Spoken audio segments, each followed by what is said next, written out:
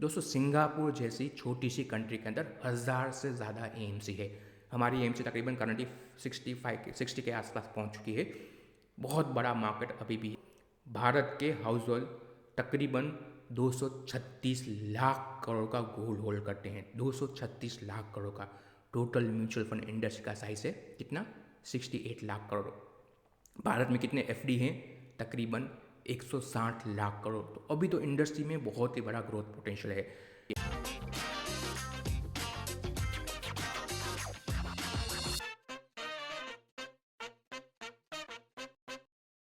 दोस्तों mutual fund सही है।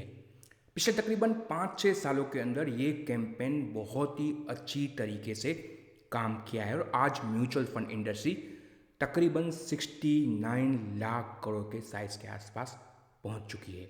हर महीने तकरीबन 26,000 करोड़ रुपए एसआईपी के माध्यम से आ रहे हैं। और दोस्तों जब कोई इंडस्ट्री बड़ी बनती है तो उसमें कई सारे नए प्लेयर भी एंटर होते हैं। तो दोस्तों आज के वीडियो में हम भारतीय म्यूचुअल फंड इंडस्ट्री के नए प्लेयर्स के बारे में चर्चा करेंगे। पिछले तकरीबन 4-5 सालों के अंदर जो नए म्यूचुअल फंड हाउस मार्केट में आए हैं उनके बारे में आज के वीडियो में चर्चा करेंगे। ये सारे फंड हाउस नए नए आए हैं तो कितने बड़े ये फंड हाउस है उसके बारे में जानकारी प्राप्त करेंगे।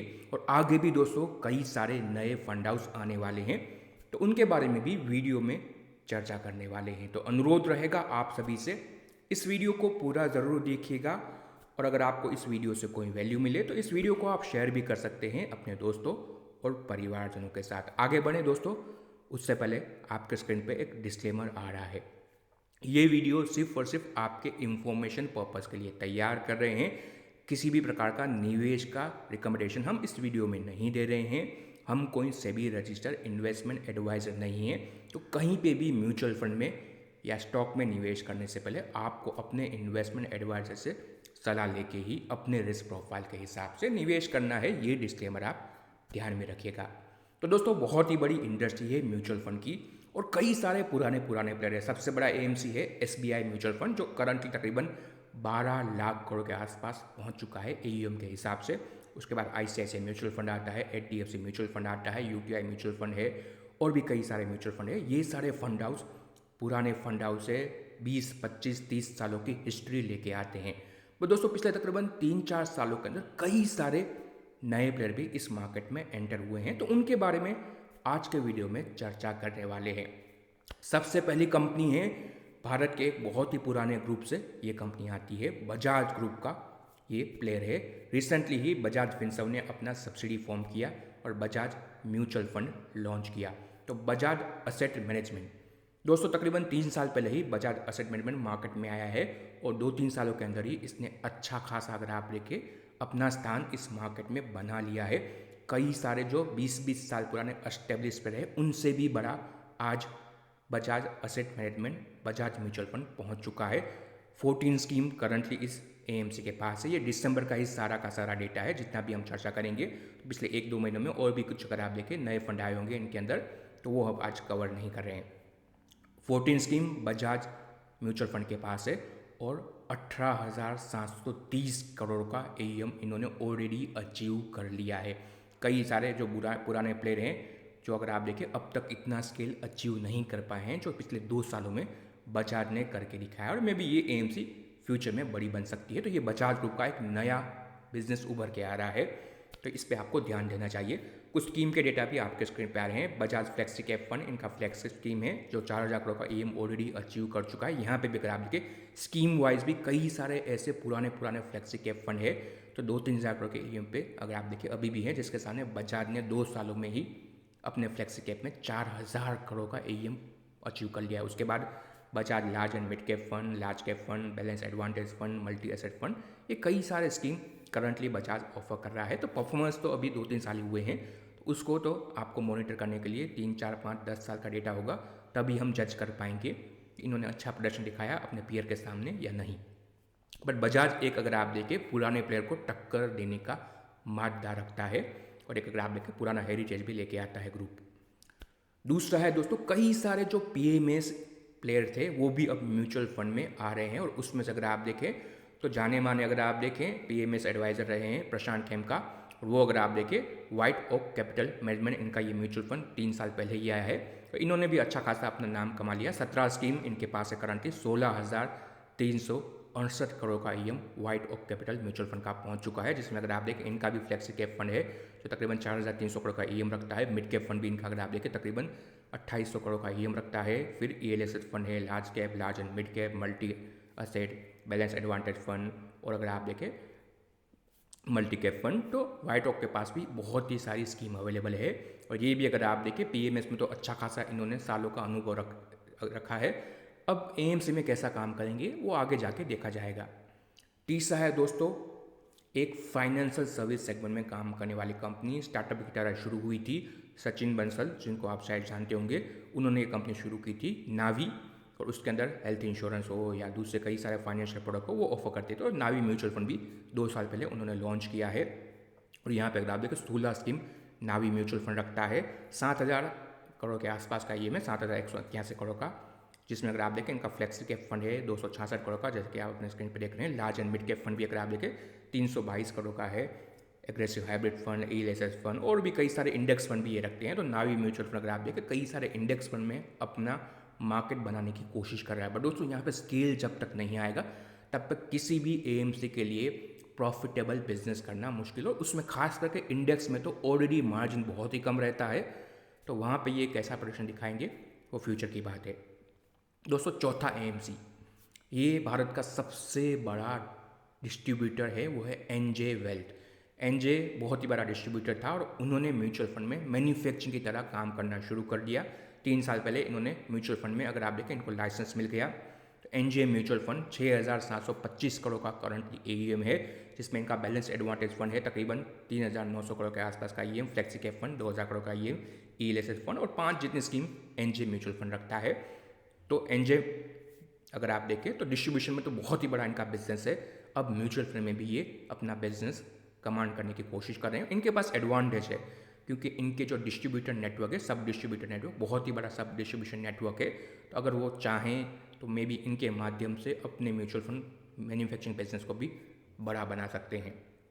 दोस्तों उसके बाद अगर आप देखें Helios mutual fund, Sameer Arora का अगर आप देखें ये म्यूचुअल फंड है। समीर अरोड़ा देखें पीएमएस सेगमेंट में बहुत बड़ा काम कर चुके हैं। इससे पहले म्यूचुअल फंड में भी एज ए फंड मैनेजर उन्होंने काम किया हुआ है।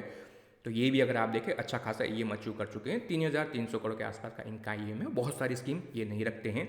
इनका फ्लेक्सी कैप फंड है तकरीबन 2,2500 करोड़ के आसपास का ईएम है। Large and mid cap fund और फाइनेंशियल सर्विस फंड है और बैलेंस एडवांटेज फंड है। तो 5 स्कीम इनके पास है करंटली हेलियस म्यूचुअल फंड के पास। तो ये भी अगर आप देखें उभरता अगर आप देखें तारा है, मे बी 10 साल 15 साल के बाद इनका एएमसी भी बड़ा बन सकता है। आप अगर जानते हैं तो पराग पारेख जो म्यूचुअल फंड है पहले वो भी पीएमएस चलाते थे, उसके बाद उन्होंने म्यूचुअल फंड में अपना बिजनेस शुरू किया और आज जानते हैं आज उनकी एकमात्र फ्लेक्सी कैप स्कीम ही 90,000 करोड़ का एएम अचीव कर चुकी है। तो कुछ अगर आप देखें यूनिक स्टाइल लेके कुछ पीएमएस मैनेजर अब मार्केट में आ रहे हैं, मे बी वो अपना एक नीश बना सकते हैं इस बड़े इंडस्ट्री के अंदर। दोस्तों कई सारे ब्रोकिंग प्लेयर भी अब म्यूचुअल फंड की तरफ आ रहे हैं और कई सारे ब्रोकर को म्यूचुअल फंड का लाइसेंस भी मिल गया और कुछ लाइनअप में भी है। सबसे बड़ा डिस्काउंट ब्रोकर जीरोधा, वो भी म्यूचुअल फंड में आ चुका है और जीरोधा के भी कुछ फंड आपने देखे होंगे। तो जीरोधा करंटली तकरीबन 4,132 करोड़ का ईएम रखता है और करंटली उनका फोकस सिर्फ और सिर्फ इंडेक्स फंड के अंदर है। 7 स्कीम करंटली जीरोधा के पास है, जिसमें इनका लार्ज एंड मिड कैप का इंडेक्स फंड है जो तकरीबन 740 करोड़ के आसपास का ईएम रखता है। तो भारत का सबसे बड़ा डिस्काउंट ब्रोकर है Zerodha. May be mutual fund में वो कैसा बड़ा काम कर पाएंगे वो आगे देखा जाएगा। दोस्तों उसके बाद ओल्ड ब्रिज कैपिटल, ये अगर आप देखें केनेथ एंडे का अगर आप देखें ये फंड है और ये भी अगर आप देखिए पहले पीएमएस चला देते थे और अब म्यूचुअल फंड की तरफ आ रहे हैं। इनके पास एक ही स्कीम है, फोकस इक्विटी फंड, जहाँ पे 1,060 करोड़ का ईएम है, 1,060 करोड़ का इनका ईएम है। तो एक ही स्कीम के साथ करंटली ये मैनेज कर रहे हैं। मे बी एक ही स्कीम को अगर वो अपना एक फ्लैग्स की स्कीम बना पाए जैसे कि पराग पारेख ने किया है तो वो देखा जा सकता है। तो कभी कभी फंड का कहाँ पे फोकस है वो भी आपको ध्यान में रखना चाहिए कि क्या उनको सिर्फ और सिर्फ एईएम बढ़ाना है या फिर उनको अपना नीश बनाना है, अपने एक ही स्कीम के अंदर परफॉर्मेंस लाना है। तो वो देखा जाना पड़ेगा कि आपको ये अलग अलग जो नए नए प्लेयर आ रहे हैं वो किस प्रकार से अपना अप्रोच लेके आ रहे हैं मार्केट के अंदर। और अगर ब्रोकिंग प्लेयर ग्रो, ये भी अगर आप देखिए एक बड़ा डिस्काउंट ब्रोकर है और इन्होंने भी म्यूचुअल फंड में अपनी एंट्री ली है। 1300 करोड़ के आसपास इनका भी ईएम है और इनके पास भी 16 स्कीम है। तो ये एग्रेसिवली नए नए इंडेक्स फंड लॉन्च करते जा रहे हैं। कई सारे अगर आप देखें थीमेटिक कैटेगरी के इंडेक्स फंड उन्होंने लॉन्च किए हैं, जैसे कि आप अपने स्क्रीन पे देख रहे हैं, जिसमें अगर आपका टूरिज्म इंडेक्स फंड हो या फिर आपका डिफेंस इंडेक्स फंड हो या भी दूसरे भी कई सारे कंजम्पशन इंडेक्स फंड हो। तो ये कई सारे नए नए जो इंडेक्स बन रहे हैं वो ग्रो लॉन्च करता जा रहा है। तो वो स्ट्रेटजी सही रहेगी या गलत रहेगी वो आपको फ्यूचर ही बताएगा। उसके बाद trust mutual fund, trust group भी बहुत ही बड़ा ग्रुप है और उन्होंने भी म्यूचुअल फंड में एंट्री ली है ट्रस्ट म्यूचुअल फंड के साथ। और यहाँ पे अगर आप देखें तो इनके पास भी तकरीबन 2200 करोड़ के आसपास का ईएम पहुँच चुका है, जिसमें 8 स्कीम है, जिसमें फ्लेक्सी कैप फंड का तकरीबन 890 करोड़ का ईएम है। उसके बाद इनका स्मॉल कैप स्कीम है जो तकरीबन 1 साल पहले आया था, वो भी 480 करोड़ का ईएम रखता है। तो ये भी अगर आप देखिए आगे जाके बड़ा प्लेयर बन सकता है। तो दोस्तों ये कुछ 9 प्लेयर थे जो पिछले तकरीबन 3-4 सालों के अंदर मार्केट में एंटर हुए हैं। दोस्तों ये इंडस्ट्री में आपका लंबे अवधि का ट्रैक रिकॉर्ड ज़रूरी है। शॉर्ट टर्म में डेफिनेटली कुछ प्लेयर अच्छा परफॉर्म करेंगे, बट जब डाउन साइकिल आएगी तो क्या ये प्लेयर अपना बिजनेस बना पाएंगे। इसमें से कई सारे ऐसे प्लेयर हैं जो ऑनलाइन ओनली प्लेयर हैं। ज़्यादातर ये प्लेयर अगर आप देखें अलग अलग डिस्ट्रीब्यूशन नेटवर्क नहीं रखते हैं। कई सारे जो हमारे जैसे म्यूचुअल फंड डिस्ट्रीब्यूटर हैं वो भी थोड़ा बहुत घबराते हैं कुछ नए प्लेयर के साथ काम करने के लिए। हम देखना चाहते हैं कि ये सारे प्लेयर कैसा प्रदर्शन दिखाते हैं, किस प्रकार का अप्रोच लेके आते हैं। तो 3-5 साल का जब किसी प्लेयर का अनुभव हो जाए उसके बाद हम कोशिश करते हैं उनके साथ काम करने की, अगर हमारे इन्वेस्टर के रिस्क प्रोफाइल में वो फिट बैठे तो यहाँ पे डिस्ट्रीब्यूशन नेटवर्क बनाना भी मुश्किल है। कुछ बड़े प्लेयर हैं जैसे कि एसबीआई या एचडीएफसी म्यूचुअल फंड या फिर अगर आप देखें दूसरे भी कई सारे बड़े बड़े म्यूचुअल फंड जो पुराने हैं, उनके पास बैंकिंग का भी नेटवर्क है जो उनका डिस्ट्रीब्यूशन का काम करता है। कई सारे अगर आपके उनके ब्रांच ऑफिस है तो 25 सालों में इन्होंने ओपन किए हैं, जिसमें सामने ये जो कुछ नए नए प्लेयर आ रहे हैं उनके ब्रांच ऑफिस भी मेजर सिटी में नहीं है। तो वो भी एक थोड़ा बहुत ड्रॉबैक इनके लिए हो सकता है। साइकिल करंटली अच्छी चल रही है, डाउन साइकिल में जब रिडम्पशन आएगा तब वो कैसा प्रदर्शन दिखाएंगे वो भी देखना ज़रूरी है। तो ये कई सारे फैक्टर काम करेंगे आगे जाके। इनमें से कुछ प्लेयर रहेंगे, कुछ प्लेयर अगर आप देखें तो दूसरे प्लेयर के माध्यम से अक्वायर भी कर दिए जाएंगे। तो ये भी देखना पड़ेगा। दोस्तों यहाँ पे बात ख़त्म नहीं होती है, और भी कई सारे प्लेयर लाइनअप में हैं। 2025 में तकरीबन शायद 6 नए म्यूचुअल फंड आ सकते हैं, जिसमें एंजल वन ये भी एक बड़ा अगर आप देखें ब्रोकर है जिनको लाइसेंस मिल चुका है। बहुत ही जल्दी वो भी अपना म्यूचुअल फंड लेके आएंगे। उसके बाद भारत का सबसे बड़ा अगर आप देखें हाउस रिलायंस जियो के माध्यम से जियो ब्लैक रॉक म्यूचुअल फंड के अंदर भी आने वाला है। तो ये देखा जाना पड़ेगा जियो जब आएगा तो वो किस प्रकार से डिस्ट्रीब्यूशन ला सकता है। तो वो भी एक बड़ा अगर आप देखें देखना पड़ेगा। ब्रोकिंग इंडस्ट्री में काम करने वाली कंपनी चॉइस ग्रुप भी अपना म्यूचुअल फंड का लाइसेंस मिल चुका है, तो वो भी सूनर और लेटर अपना म्यूचुअल फंड लॉन्च करेंगे। उसके बाद कैपिटल माइंड नाम की एक कंपनी है और भी कुछ कंपनियां हैं जो म्यूचुअल फंड के लिए तैयारी कर रही है इस साल में। तो कई सारे नए प्लेयर आने वाले हैं। दोस्तों ऐसा नहीं है कि कंपटीशन बढ़ेगा, कंपटीशन डेफिनेटली बढ़ेगा, बहुत ही बड़ा मार्केट है। दोस्तों सिंगापुर जैसी छोटी सी कंट्री के अंदर 1000 से ज़्यादा एएमसी है। हमारी एएमसी तकरीबन करंटली 60 के आसपास पहुंच चुकी है। बहुत बड़ा मार्केट अभी भी है, 68 लाख करोड़ की इंडस्ट्री है।